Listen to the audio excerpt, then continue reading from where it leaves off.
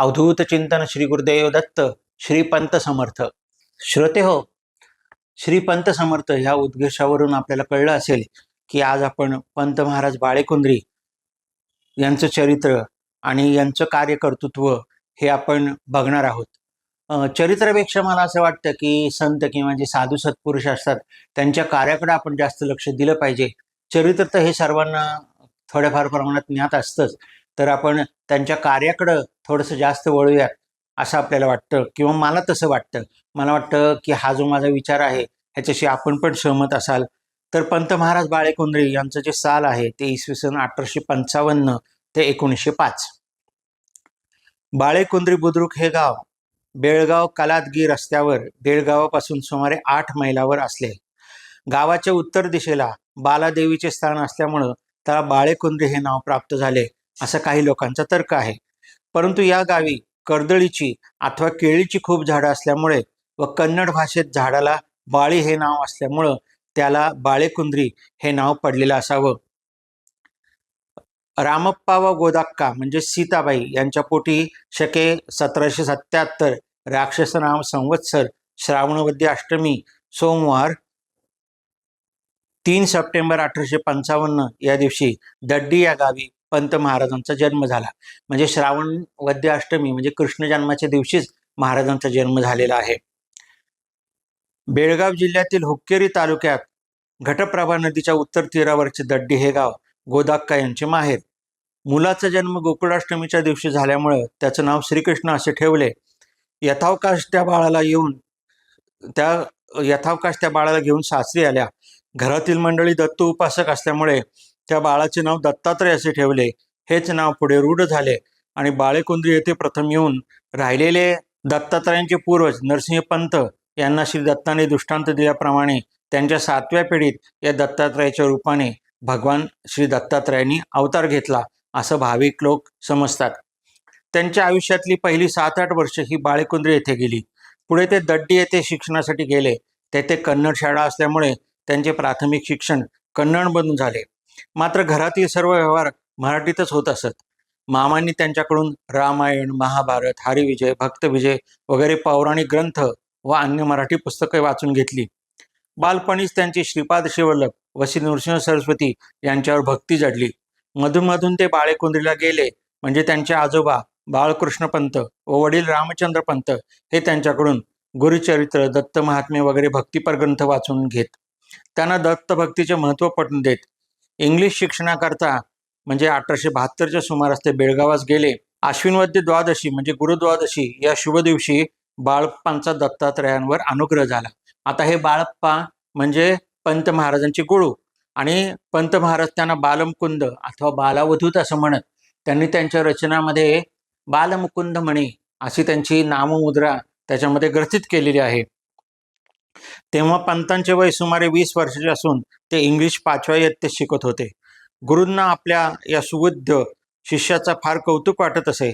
इसवी सन 1876 ते 77 मध्ये दक्षिण प्रांतात भयंकर दुष्काळ पडला. या कसोटीच्या प्रसंगातून सद्गुरूच आपल्याला तारून नेतील असा दृढ विश्वास त्यांच्या मनात होता. अवधूत मार्ग पुढे चालवण्यासाठी दत्तात्रय हाच अधिकार पुरुष आहे हे बालमुकुंद जाणून होते. पंतांना सद्गुरुयोग घडला. त्यांना अहर्निश गुरुनामाचा छंद लागला. पंतांच्या शिष्यांची व भक्तांची संख्या दिवसेंदिवस वाढत गेली. त्याचबरोबर त्यांच्या ठिकाणची प्रबोधन शक्ती अधिकाधिक जागृत झाली आणि तिचा बोध, संभाषण, पत्रव्यवहार, लेखन, भजनस्फूर्ती वगैरे मार्गाने आविष्कार होऊ लागला. सशिष्याचे रूपांतर सद्गुरूत होऊ लागले. वैशाख वद्य प्रतिपदा रोजी पंतांचे यमनाक्कांशी रायबाग मुक्कामी लग्न झाले. त्यांच्या रूपाने अन्नपूर्णा घरलक्ष्मीचाच घरात प्रवेश झाला. त्यांच्या पदांचा संग्रह श्री दत्त प्रेम लहरी या नावाने प्रसिद्ध झाला आहे. 1883 ते 85 मध्ये पंतांनी गद्यलेखन भरपूर प्रमाणात केले. 2 दासांचा अर्ज, अज्ञान आणि जन्ममरण, साक्षात्कार, चमत्कार, साधकांचे कर्तव्य कर्म, श्री बालमुकुंद बोधानंद गुटिका, परमार्थ सुलभ नव्हे इत्यादी स्फुटलेख याच काळातील.